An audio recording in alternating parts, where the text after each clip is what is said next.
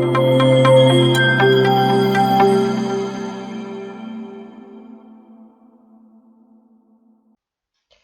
everyone, I am Smriti Sinha here and welcome back to our channel Science Zone. Today you follow, tomorrow we lead. And if you are new to this channel, please hit the subscribe button given below. And if you have missed our previous videos, you can click on the I button given above. And if you want to join our Telegram group, you can click on the link given in the description. And the topic that we are going to study today is chemical thermodynamics. This is topic number 4 from Maharashtra State Board syllabus, standard 12th. And the topics to be studied in this chapter are this. Out of this, we are done with the first two topics. And if you have missed those videos, you can see those videos and come back to this. The topic that we'll study today is nature of heat and work and expression for work, pressure, volume and work. तो ये दो topic आज इस video में हम cover करेंगे. तो आइए शुरू करते हैं nature of heat and work से. तो हीट और वर्क कब पॉजिटिव और कब नेगेटिव कहलाएंगे और उनका नेचर किस बेसिस पे डिसाइड होगा वो अभी हम देखेंगे. तो पहले देखते हैं नेचर ऑफ वर्क जो कि है W. तो मैकेनिक्स में वर्क को कैसे डिफाइन किया जाता है. तो वर्क को डिफाइन किया जाता है कि एनर्जी जो लगती है कोई भी बॉडी को डिस्प्लेस करने के लिए, मतलब सपोज बॉडी यहाँ प्रेजेंट है, ये बॉडी को यहाँ से मूव करके यहाँ ले जाने के लिए जो एनर्जी आपको लगेगी और ये डिस्टेंस सपोज d है, तो कोई भी बॉडी को एक पोजीशन से दूसरे पोजीशन ले जाने के लिए बाय डिस्टेंस d जो भी फोर्स आपको लगेगा वो एनर्जी को कहेंगे हम वर्क. इसलिए work is equal to force into distance, कि कितना फोर्स लगा आपको उस बॉडी को हिलाने के लिए, कितने डिस्टेंस तक, उस दोनों का प्रोडक्ट कहेगा वर्क. मतलब इस टाइप के वर्क को थर्मोडायनेमिक्स में कहा जाता है प्रेशर वॉल्यूम वर्क, जो कि पीवी वर्क से नाम से जाना जाएगा. तो थर्मोडायनेमिक्स में वर्क मतलब क्या होता है, प्रेशर वॉल्यूम वर्क. क्योंकि यहाँ पे जो वर्क होता है वो वर्क होता है सिस्टम जो कि गैस होता है. तो थर्मोडायनेमिक्स में जो भी हमारा सिस्टम है वो बेसिकली गैस है. यदि वो गैस एक्सपांड हो रहा है या कॉन्ट्रैक्ट हो रहा है और वो किसके फोर्स के साथ में कॉन्ट्रैक्ट या एक्सपांड हो रहा है, उस फोर्स को और उस सिस्टम का जो वॉल्यूम में जो चेंज आ रहा है वो दोनों का जो भी प्रोडक्ट होगा वो कहलाएगा थर्मोडायनेमिक्स में वर्क. तो थर्मोडायनेमिक्स में वर्क बेसिकली डिपेंड किस पे करता है, आपके सिस्टम पे जो कि गैस है.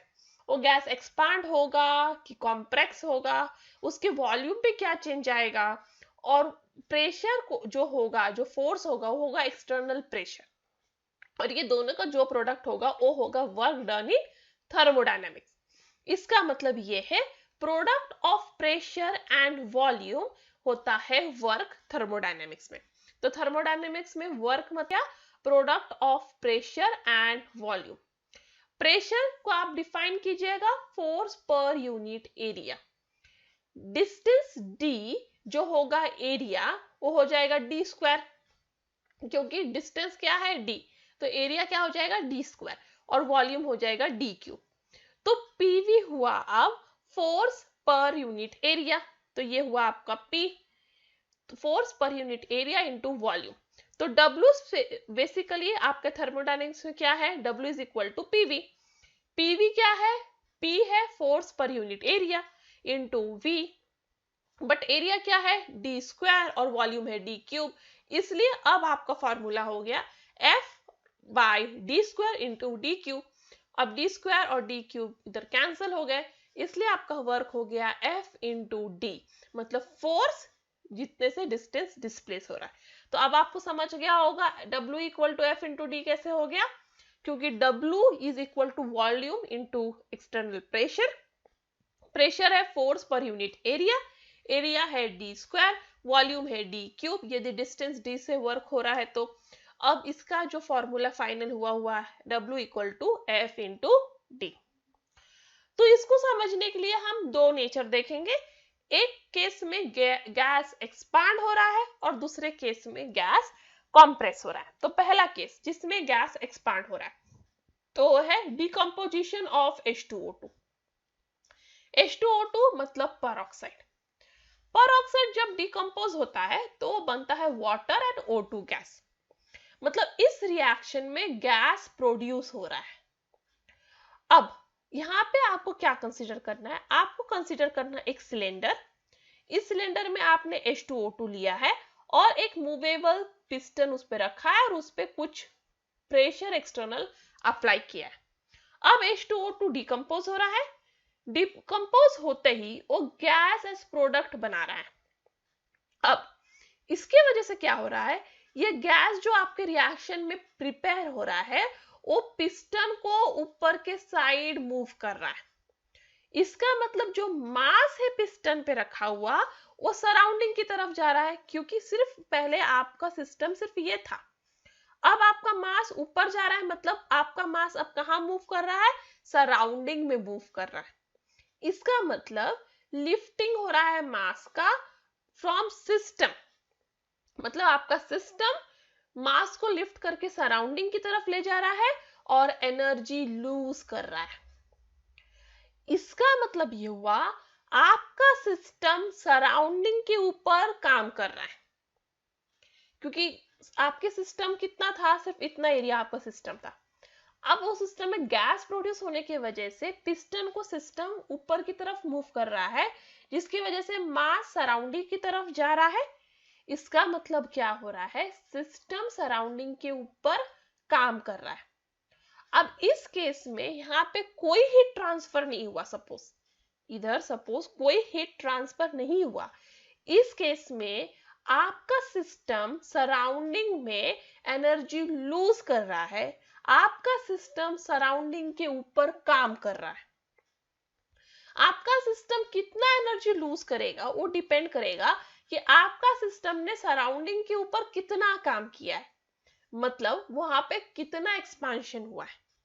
जितना भी यहाँ पे एक्सपांशन होगा मतलब उतना आपके सिस्टम ने सराउंडिंग पे काम किया है और उतनी एनर्जी लॉस की है। अब हम दूसरा केस देखेंगे। दूसरे केस में है कॉम्प्रेशन। अब हम देखेंगे reaction between NH3 gas and HCl। जब NH3 HCl साथ में रिएक्ट करते हैं तो बनता है NH4Cl। NH4Cl सॉलिड है। अब हमने एक सिलेंडर लिया है, उस सिलेंडर में NH3 और HCl दोनों गैस को बंद कर दिया है, वापस एक पिस्टन रखा है और उस पे वापस एक मास रखा है। अब जैसे जैसे रिएक्शन होगा गैस कंज्यूम होता जाएगा और वॉल्यूम कम होता जाएगा, क्योंकि गैस कंज्यूम होगा तो सॉलिड प्रोडक्ट बनेगा जिससे वॉल्यूम कम होता जाएगा और इसके वजह से अब आपका पिस्टन नीचे की तरफ मूव करेगा। इसका मतलब अब आपका मास जहां पे भी था उससे आपका मास का हाइट अब कम हो जाएगा। इसका मतलब अब ये हुआ कि अब सराउंडिंग आपके सिस्टम को एनर्जी देगा। इन शॉर्ट अब आपका सराउंडिंग सिस्टम पे काम करेगा। पहले केस में क्या हुआ था, सिस्टम सराउंडिंग पे काम कर रहा था, अब क्या हुआ, सराउंडिंग सिस्टम पे काम कर रहा है। अब सपोज यहाँ कोई हीट ट्रांसफर नहीं हुआ तो इस केस में सराउंडिंग ने कितना एनर्जी सिस्टम को दिया है, जितना उसने वहां पे सिस्टम पे काम किया है। मतलब सिस्टम ने कितना एनर्जी दिया है वो डिपेंड करेगा कि सराउंडिंग कितना अपना एनर्जी सिस्टम को दे रहा है। तो ये हुआ आपका पीवी वर्क। इसका मतलब यहाँ पे वर्क रिफर किससे करता है, system exchanges energy with surrounding. मतलब थर्मोडायनामिक्स में वर्क डन मतलब क्या होता है कि सिस्टम और सराउंडिंग में कितना आपका एनर्जी एक्सचेंज हो रहा है, हीट के फॉर्म में, प्रेशर के फॉर्म में, वॉल्यूम के फॉर्म में, किसी भी फॉर्म में आपका कितना एनर्जी एक्सचेंज हो रहा है, वो basically work done in thermodynamics है। अब नेचर ऑफ हीट। अब जैसे दूसरे एनर्जी सिस्टम और सराउंडिंग के बीच में एक्सचेंज होते हैं, वैसे ही हीट भी एक फॉर्म ऑफ एनर्जी है जो सिस्टम और सराउंडिंग के बीच में एक्सचेंज होता है। जब सिस्टम और सराउंडिंग दोनों एक ही टेम्परेचर पे होते हैं तब वहां पे कोई हीट एक्सचेंज नहीं होगा, मतलब वहां पे Q हो जाएगा आपका 0। बट सपोज आपका सिस्टम और आपका सराउंडिंग दो डिफरेंट टेम्परेचर पे है, तो दो पॉसिबिलिटीज है।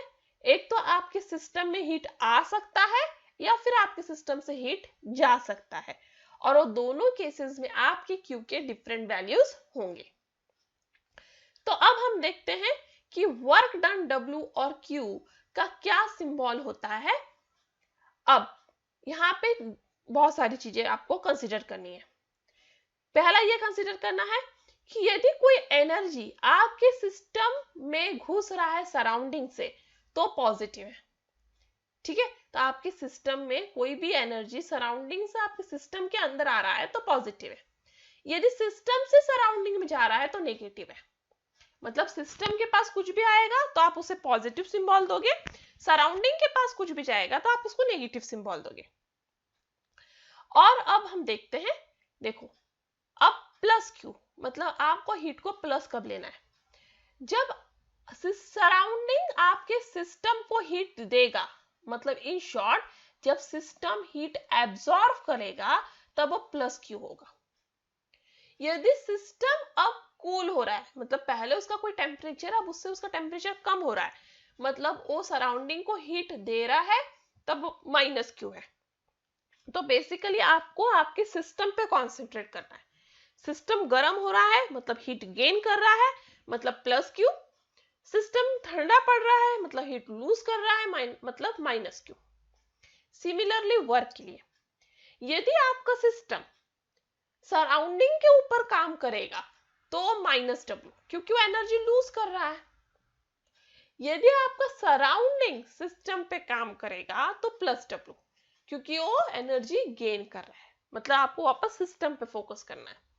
यदि आपके सिस्टम की एनर्जी बढ़ रही है मतलब सराउंडिंग से आ रही है तो प्लस W। यदि आपके सिस्टम की एनर्जी कम रही है मतलब सराउंडिंग में जा रही है तो माइनस W। और आपको एक बात याद रखना बहुत जरूरी है कि आपका वर्क डन और हीट दोनों भी पाथ फंक्शन है, मतलब वो बढ़ रहा है कि घट रहा है वो दोनों भी डिपेंड करेगा कि कब, कैसे और क्यों उस पाथ पे। नेक्स्ट है expression for pressure volume, that is PV work. तो अब आपको कंसीडर करना है कि आपने कुछ अमाउंट ऑफ गैस एक सिलेंडर में लिया है, उस सिलेंडर को एक कांस्टेंट प्रेशर P से पिस्टन से पैक किया है, और ये पिस्टन जो है वो मूवेबल रिजिड पिस्टन है और उस पिस्टन का एरिया A है। अब ये वॉल्यूम जो है गैस का जब आपने पैक किया था वो था V1 और उसका टेम्परेचर था T। अब थोड़ी देर बाद गैस एक्सपांड हो रहा है और आपका पिस्टन मूव हो रहा है। अब ये होते वक्त कितना फोर्स एक्सर्ट होगा वो डिपेंड करेगा कि आपका पिस्टन का एरिया कितना है मल्टीप्लाई टू प्रेशर कितना एक्सटर्नली आपके पिस्टन पे है, ठीक है। मतलब आपका बेसिकली गैस एक्सपांड होते वक्त कितना फोर्स लगने वाला है वो किस पे डिपेंड कर रहा है, आपके पिस्टन के एरिया पे और एक्सटर्नल प्रेशर पे। अब ये प्रेशर एक्चुअली मैग्नीट्यूड इक्वल होता है एक्सटर्नल प्रेशर के। ये जो भी प्रेशर है, क्योंकि इस पे हमने कोई वेट नहीं रखा है, तो जो भी एक्सटर्नल एटमॉस्फेरिक प्रेशर है उसी प्रेशर को उसका वैल्यू इक्वल होगा, बट उसकी साइन अपोजिट लोगे आप, ठीक है, क्योंकि ये मूवमेंट अगेंस्ट ग्रेविटी हो रहा है। तो आपको जो लेना है ये प्रेशर को कंसीडर करना है, वो एटमॉस्फेरिक प्रेशर ही कंसीडर करना है बट विद अपोजिट साइन। इसलिए यहाँ पे प्रेशर हो गया minus P external.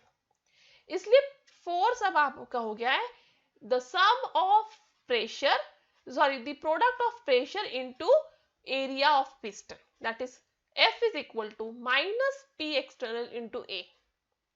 P external तो हो गया आपका एक्सटर्नल एटमॉस्फेरिक प्रेशर, A हो गया आपका area of piston.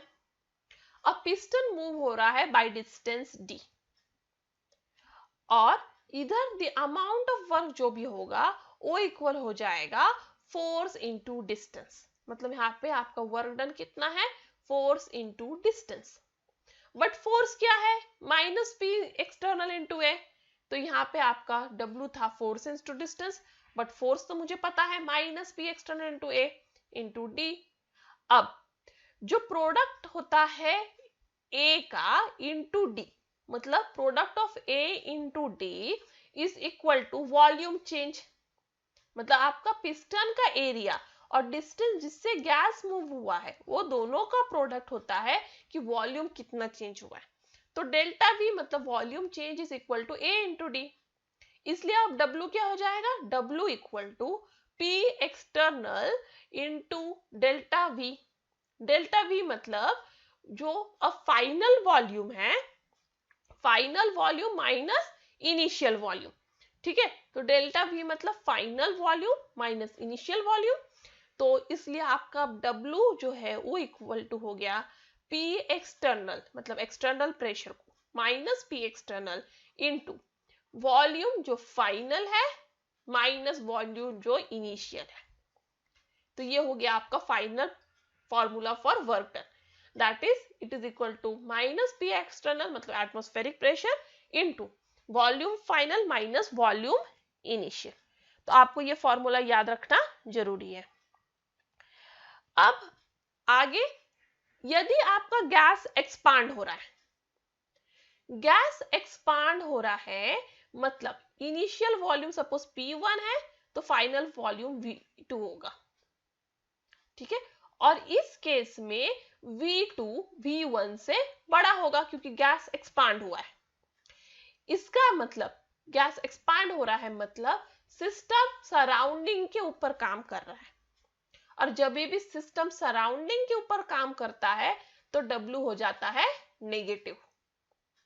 But suppose अब गैस कॉम्प्रेस हो रहा है, गैस कॉम्प्रेस होगा तो ये हुआ आपका V1, अब ये हो जाएगा आपका V2, मतलब डिस्टेंस अब कम हो जाएगा। गैस कॉम्प्रेस होगा मतलब सराउंडिंग सिस्टम पे काम करेगा। गैस जब भी कॉम्प्रेस होगा तो आपका सराउंडिंग जो है वो सिस्टम पे काम करेगा, और इस केस में V2 V1 बड़ा हो जाएगा V2 से। ठीक है, तो इस केस में क्या हो रहा है, आपका V1 बड़ा है V2 से। ये अपोजिट सिंबल देना है, टेक्स्ट बुक में सिंबल गलत दिया है। तो इस केस में अब V1 बड़ा है V2 से, इसलिए अब आपका W हो जाएगा पॉजिटिव। सपोज आपका वॉल्यूम चेंज ही नहीं हो रहा है, यदि कोई वॉल्यूम चेंज नहीं होगा मतलब कोई वर्क नहीं होगा, इसका मतलब आपके सिस्टम और सराउंडिंग में कोई लिंक नहीं है जहां एक्सटर्नल प्रेशर नहीं है। तो जहां पे वॉल्यूम चेंज नहीं हो रहा है मतलब कोई वर्क डन नहीं। यदि वॉल्यूम जो है एक्सपांशन वाला है, यदि आपका गैस एक्सपांड हो रहा है तो वर्क डन नेगेटिव है क्योंकि सिस्टम सराउंडिंग पे काम कर रहा है। यदि आपका गैस कंप्रेस हो रहा है तो W पॉजिटिव है क्योंकि सराउंडिंग सिस्टम पे काम कर रहा है। अब नेक्स्ट है फ्री एक्सपांशन। फ्री एक्सपांशन मतलब एक्सपांशन अगेंस्ट प्रेशर, मतलब कोई प्रेशर नहीं है, कोई अपोजिंग फोर्स नहीं है और एक्सपांशन हो रहा है। तो ऐसा एक्सपांशन जहां जीरो अपोजिंग फोर्स हो उसे हम कहेंगे फ्री एक्सपांशन। ये एक्सपांशन सिर्फ और सिर्फ वैक्यूम में पॉसिबल है क्योंकि वैक्यूम में एटमॉस्फेयर ही नहीं होता है, इसलिए एक्सटर्नल प्रेशर ही नहीं होता है और उधर फ्री एक्सपांशन हो सकता है। इस केस में सिस्टम ऐसे एक्सपांशन के वक्त, मतलब जनरल फॉर्मूला क्या है हमारा, work equal to P external into delta V, but P external तो जीरो है वैक्यूम में, इसलिए आपका W भी जीरो हो जाएगा। इसका मतलब वैक्यूम में यदि एक्सपांशन भी हो तो नो वर्क डन है क्योंकि वहां पे एक्सटर्नल प्रेशर ही नहीं है, एक्सटर्नल प्रेशर जीरो हो गया इसलिए वर्क डन भी जीरो हो गया। इसलिए वैक्यूम में फ्री एक्सपांशन में कोई वर्क नहीं होता। Next, units of energy and work. तो 1 joule is equal to 1 kg metre square पर second square. 1 pascal equals to 1 kg पर मीटर पर सेकेंड स्क्वायर।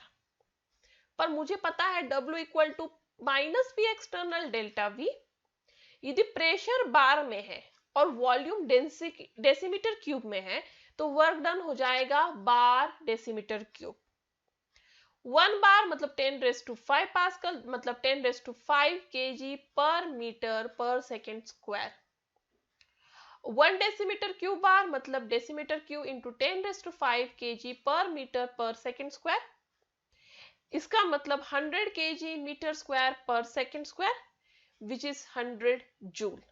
तो 1 decimetre cube bar is equal to 100 joule. अब इससे से रिलेटेड प्रॉब्लम्स है।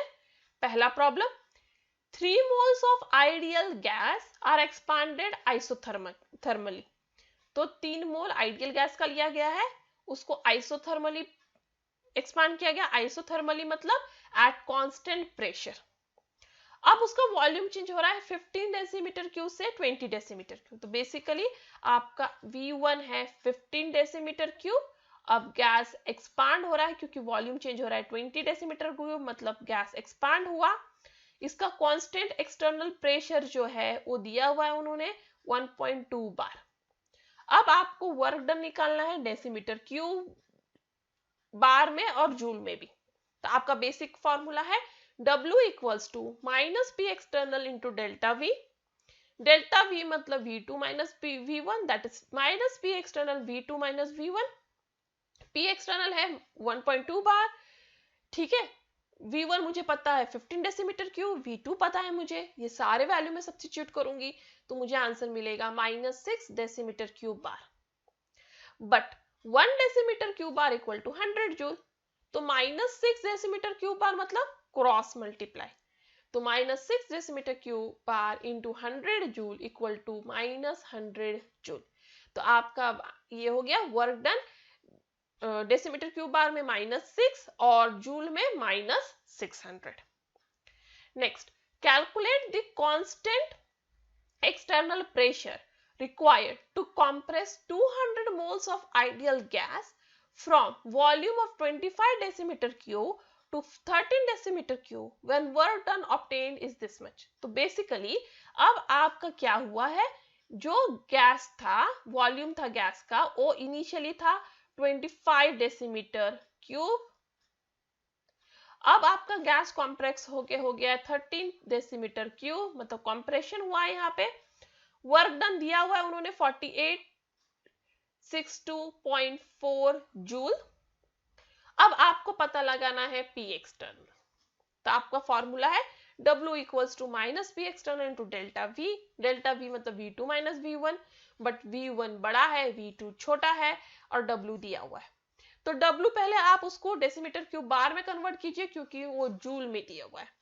तो 1 decimetre cube bar equal to 100 joule. तो ये joule equal to how much, divide by 100, तो आपको मिल गया डेसीमीटर क्यूब बार। अब ये सारे वैल्यूज को सब्स्टिट्यूट कीजिए आपके फॉर्मूला में। तो 48.62 decimetre cube bar equals to minus P external into 12 decimetre cube. अब इसे सॉल्व कीजिए तो आपको मिल जाएगा 4.052 बार। नेक्स्ट है 200 ml ethylene gas and 150 ml HCl gas were allowed to react at 1 bar pressure according to reaction। और आपको PV वर्क इन जूल पता लगाना है, मतलब इन शॉर्ट आपको वर्क डन इन जूल पता लगाना है। तो आपके पास इथिलीन गैस कितना था 200 ml, HCl गैस कितना था 150 ml। ये दोनों रिएक्ट हो रहा है। आपका बेसिक फॉर्मूला क्या है, आपका बेसिक फॉर्मूला है W equal to minus P external into delta V, मतलब minus P external into V2 minus V1। अब आप यदि रिएक्शन को ठीक से देखें तो आपको समझ गया होगा, एक मॉलिक्यूल C2H4 का एक मॉलिक्यूल HCl के साथ रिएक्ट होके एक मॉलिक्यूल C2H5Cl का दे रहा है। तीनों का भी कितना है, एक एक ही मॉलिक्यूल लग रहा है। तो मेरे पास HCl 150 ml है, तो वो कितना इथिलीन गैस के साथ रिएक्ट होगा, सिर्फ 150 ml इथिलीन गैस के साथ, क्योंकि एक मॉलिक्यूल इथिलीन का एक मॉलिक्यूल ऑफ HCl से रिएक्ट होगा। तो सपोज 150 मॉलिक्यूल ऑफ HCl है तो 150 molecule of ethylene gas he consume करेगा, बाकी वैसे ही छोड़ देगा। इन शॉर्ट हमारे रिएक्शन में क्या यूज हो रहा है, 150 ml of HCl and 150 ml of ethylene gas, और वो दोनों रिएक्ट होके हमें देगा 150 ml of your ethylene chloride, क्योंकि तीनों भी एक एक ही मॉलिक्यूल है। इसका मतलब मेरा इनिशियल वॉल्यूम क्या था, इनिशियल वॉल्यूम दोनों भी गैस था, तो 150 प्लस 150, तो मेरा इनिशियल वॉल्यूम था 300 ml, जिसे मैं लिख सकती हूँ 0.3 डेसीमीटर क्यूब। फाइनल वॉल्यूम मतलब मेरा प्रोडक्ट का वॉल्यूम क्या है, 150 ml, मतलब उसे मैं लिख सकती हूँ 0.15 डेसीमीटर क्यूब, पी एक्सटर्नल है 1 बार। अब ये सारे वैल्यू को आप सब्स्टिट्यूट कीजिए, सब्स्टिट्यूट करने के बाद आपको आंसर मिल जाएगा 0.15 डेसीमीटर क्यूब बार, और इसे जूल में कन्वर्ट करना है आपको, तो 1 decimetre cube bar equals to 100 joule, therefore 0.15 equal to 15 joule, इसलिए यहाँ वर्क डन हो गया 15। तो आपको याद रखना है ऐसे रिएक्शन में आपको ये 200 नहीं कंसिडर करना है, आपको रिएक्शन दिया हुआ है, आप देखिए एक ही मॉलिक्यूल एक के साथ रिएक्ट करेगा, तो 150 ml HCl सिर्फ 150 ml ऑफ इथिलीन गैस के साथ रिएक्ट करेगा और सिर्फ 150 ml ऑफ इथिलीन क्लोराइड देगा। And that's all for today, thank you. आपके पास किसी भी तरह का डाउट है, कमेंट है, सजेशन है, आप मुझे askyadout04@gmail.com पे कर सकते हो। आपको मेरा वीडियो अच्छा लगा तो इसे लाइक कीजिए, शेयर कीजिए और ज्यादा से ज्यादा सब्सक्राइब कीजिए। और जाने से पहले, words may lie but actions will always tell the truth. That's all for today. Thank you. Stay tuned.